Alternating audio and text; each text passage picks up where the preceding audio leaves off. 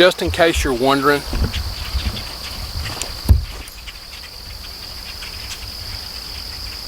yes, we do have bears.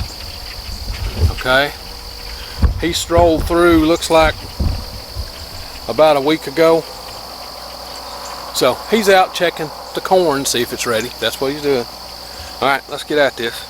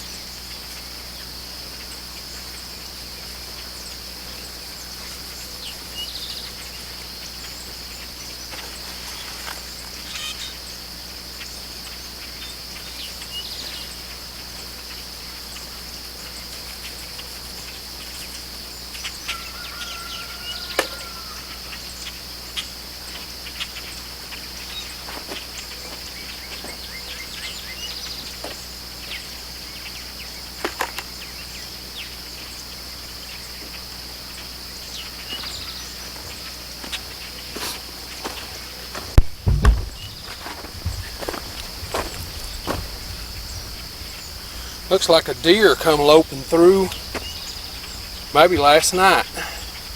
Goes all the way over to the corn patch over there.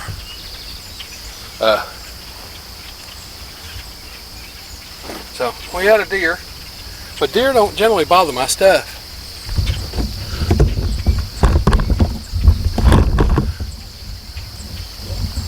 Oh. Let's see if we can finish this hoeing.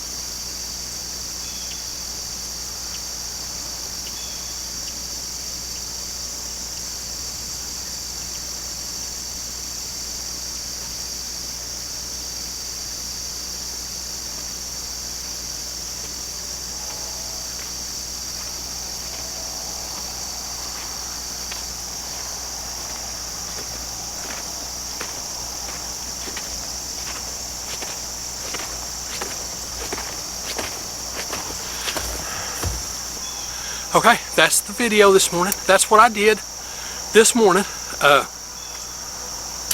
What you saw was I hoed out my corn that was at the end of the sunflowers and that we double planted in the sweet potatoes. Hopefully I won't have to hoe that again. When it comes to that, I'm a little concerned. I fertilized the corn. I'm a little concerned that the extra fertilizer on the corn will cause the sweet potatoes to grow a lot of vine and not a lot of potatoes.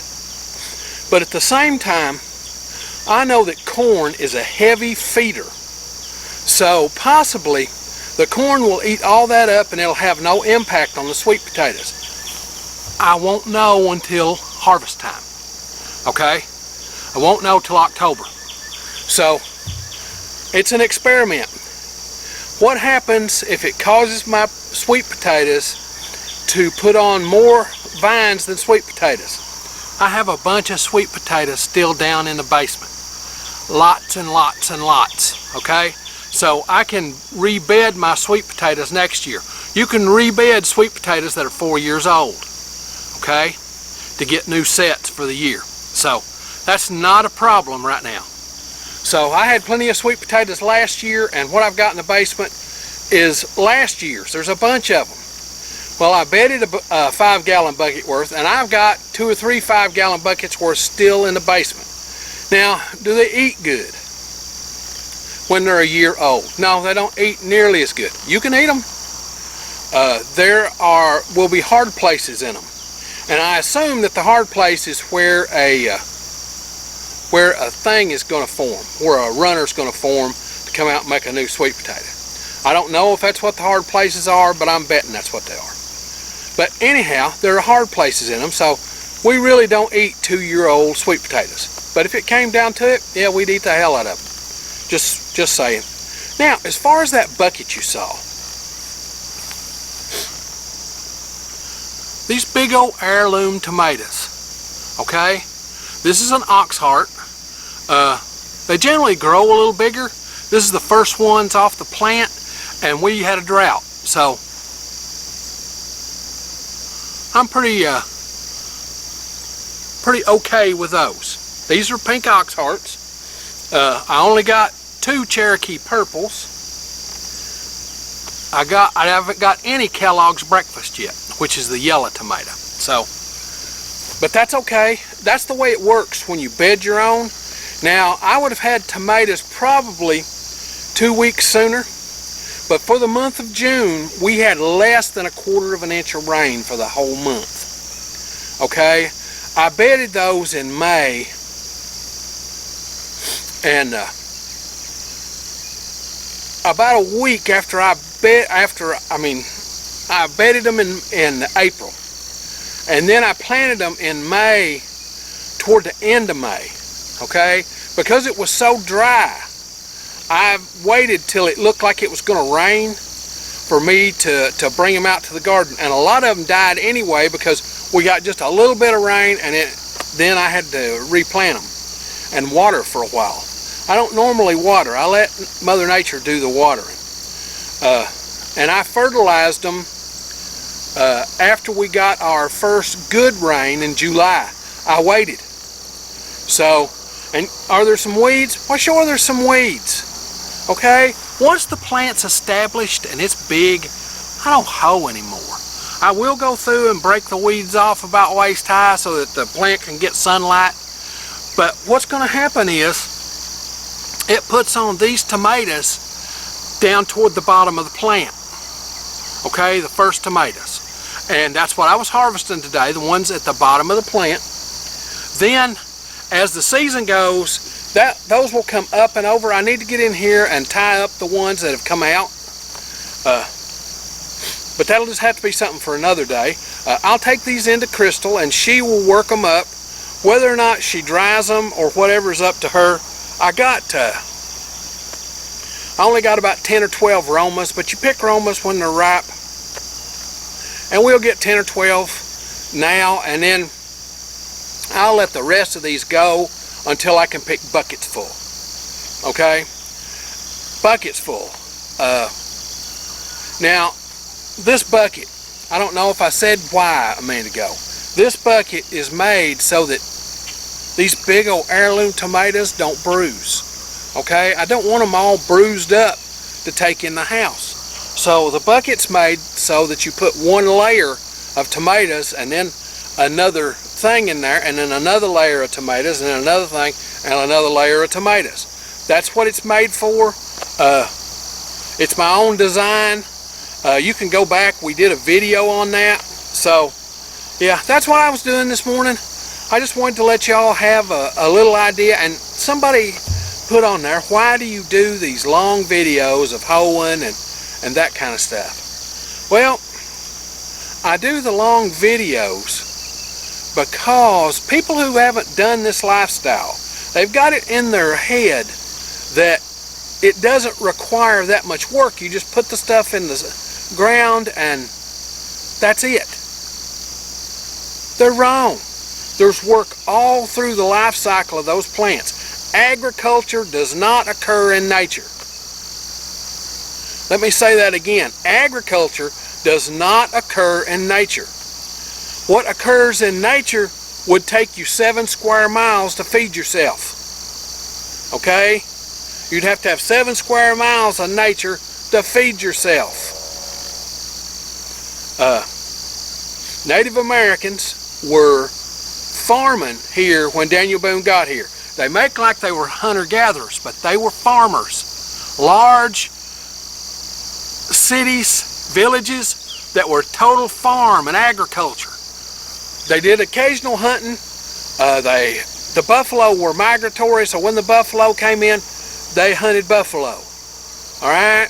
They took the local deer, but they were responsible about the way they harvested everything. When Daniel Boone came, they harvested everything. Okay? All around Boonesboro, settlers would come, and they called it the starving time. That first year, because you couldn't find any game. All the game was hunted out, okay? All the deer were gone, all the possums, most of the squirrels, everything was gone. So there was no game to hunt because man had come in there and wiped them out. All right, so they came and they got their piece of ground, and hopefully they got it cleared enough to where they could start planting the first year and get a harvest in the fall. But if they got here mid-year where they couldn't plant, it was a starving time. So, yeah, that's it. I want people to understand what you have to do to garden like this. Now, as far as fertilizer, I use granulized fertilizer. I'm not organic, okay? I don't care if you think it's terrible that I'm not organic. I really don't give a crap. I'll get all kinds of hateful comments on here about using pellet fertilizer. Well, I don't care. Anyhow, I use pellet fertilizer, 10-10-10, and I've got a little thing that shows you how much fertilizer for what crop for a 100-foot row, how many pounds. That little cup I use is 1 pound of fertilizer. Well, over the years, I've put enough fertilizer on corn. I know when I'm putting it at about the right rate, so I don't worry about measuring it by the cup as I go down through there. I will show you sometimes how to do that, but you have to be a responsible steward of your property. Don't go wholesale using tons of fertilizer, because what that does, it runs off, winds up in a creek somewhere, polluting it. The water on your property goes somewhere else every time it rains. Okay? Whether it goes into the groundwater or it goes somewhere else every time it rains. Be a good steward of the land. Now, if you like this stuff, this homesteading, do-it-yourself kind of thing, be certain to come on out to the channel and subscribe. We do this homesteading stuff every week, sometimes 1, sometimes 5 videos. Just depends on what's going on in the homestead that week. Now, if you hit the little bell when you come to the channel, it'll notify you when we upload a video. We upload every Sunday, Tuesday, and Thursday, and sometimes the occasional Saturday short. So with that being said, it's time for me to get on to the next thing.